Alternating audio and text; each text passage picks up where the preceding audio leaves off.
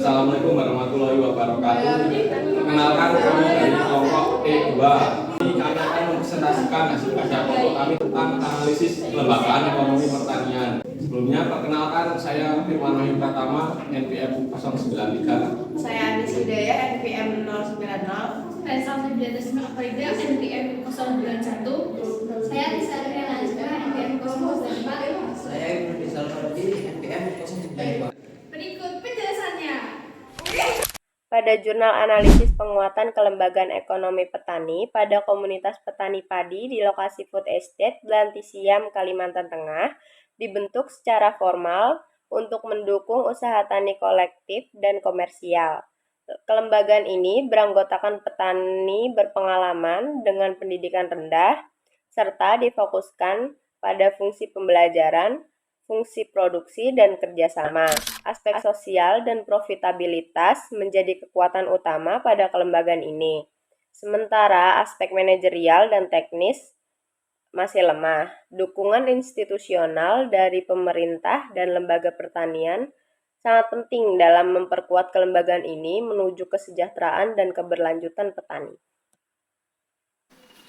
Struktur organisasi kelembagaan ekonomi pertanian tersebut meliputi yang pertama yaitu anggota kelembagaan yang terdiri dari 40 orang dengan latar belakang pendidikan rendah namun berpengalaman dalam usaha tani, dan mereka berperan sebagai pelaku utama produksi, pengambilan keputusan, dan penerima manfaat dari kelembagaan. Yang kedua yaitu pemimpin atau pengurus kelompok tani, yaitu yang mengelola unit produksi dan kerjasama antar anggota. Mereka bertugas sebagai pengambil keputusan strategis perancangan usaha tani dan penanggung jawab atas jalannya organisasi tersebut. Yang ketiga yaitu unit produksi, yaitu yang bertanggung jawab atas kegiatan usaha tani kolektif seperti pembibitan, pemupukan, panen, dan pasca panen. Yang keempat yaitu unit kerjasama dan jaringan kemitraan, yaitu menjalin hubungan dengan mitra lain seperti pemerintahan, penyuluh, dan sektor swasta, dan juga menangani sumber daya dan konflik antar anggota. Kelima yaitu penyuluh atau pendamping.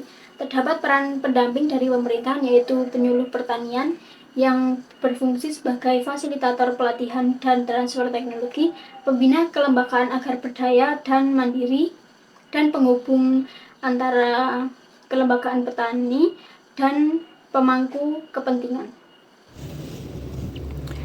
Fungsi kelembagaan ekonomi petani dalam jurnal analisis penguatan kelembagaan ekonomi petani pada komunitas padi di lokasi Food Estate. Yang pertama yaitu ada peningkatan efisiensi usaha tani. Kelembagaan berperan dalam menyatukan kegiatan produksi mulai dari penyediaan input seperti benih dan pupuk, kemudian budidaya hingga panen dan pasca panen, memungkinkan pengadaan sarana produksi secara kolektif sehingga biaya yang lebih rendah dan distribusi lebih efisien. Kedua, transfer pengetahuan dan teknologi. Melalui proses pembelajaran, kelompok dan pendamping dari penyuluh, kelembagaan menjadi sarana peningkatan kapasitas teknis petani. Kemudian mendukung adopsi inovasi pertanian seperti penggunaan kalender tanam, varietas unggul, atau teknologi digital. Yang ketiga, yaitu ada penguatan kerjasama internal. Kelembagaan memperkuat solidaritas antar petani melalui kegiatan kolektif seperti gotong royong dan pertemuan rutin. Namun, aspek ini dinilai masih lemah dan memerlukan penguatan. Yang terakhir, pengelolaan konflik. Organisasi berperan dalam menangani konflik internal, misalnya pembagian hasil, pengelolaan sumber daya, meski kemampuan ini masih rendah karena minimnya kapasitas manajerial. Hubungan antara kelembagaan ekonomi pertanian dengan kesejahteraan petani dan keberlanjutan pertanian. Yang pertama adanya akses sumber daya dan modal. Petani akan lebih mudah mendapatkan modal melalui lembaga keuangan maupun bantuan dari pemerintah. Yang kedua ada pengetahuan dan keterampilan yang meningkat. Kelembagaan ekonomi pertanian akan memfasilitasi dan memberi pelatihan kepada petani untuk meningkatkan kemampuan dalam mengelola usaha tani. Yang ketiga adanya regenerasi petani. Kelembagaan ekonomi pertanian akan menjadi daya tarik tersendiri bagi generasi muda untuk terlibat langsung dalam sektor pertanian karena adanya struktur dan sistem usaha yang menjanjikan dan jangkauan pasar yang sangat luas. Yang terakhir ada keberlanjutan usaha tani, yaitu petani tidak akan berorientasi saja pada musim tanam, tetapi akan memiliki rencana usaha untuk jangka panjang. Tantangan kelembagaan ekonomi pertanian atau KEP. Tantangan yang dihadapi yang pertama ada kerjasama internal yang lemah, yaitu minimnya komunikasi dan koordinasi antar anggota. Yang kedua, kapasitas manajerial rendah, kesulitan dalam mengelola usaha dan membangun kemitraan. Yang ketiga, keterlibatan sosial kurang. Model sosial petani belum berkembang. Yang keempat, pengetahuan teknis terbatas. Wawasan terhadap teknologi dan digitalisasi masih minim. Yang kelima, ketergantungan pada bantuan eksternal. Kelembagaan ekonomi pertanian belum mandiri, masih bergantung pada program. Solusi dan strategi penguatan yang dapat dilakukan oleh KEP. Yang pertama, ada penguatan internal. Dapat dilakukan dengan pelatihan rutin dan pembagian tugas yang jelas dalam organisasi.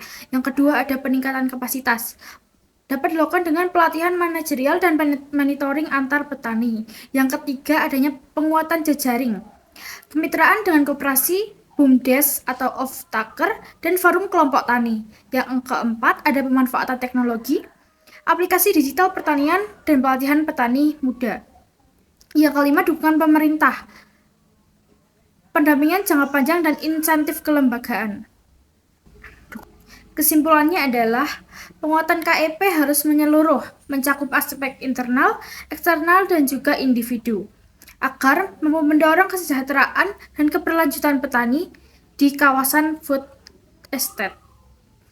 Sekian penjelasan dari kelompok kami, kurang lebihnya mohon maaf. Wassalamualaikum warahmatullahi wabarakatuh. Terima kasih.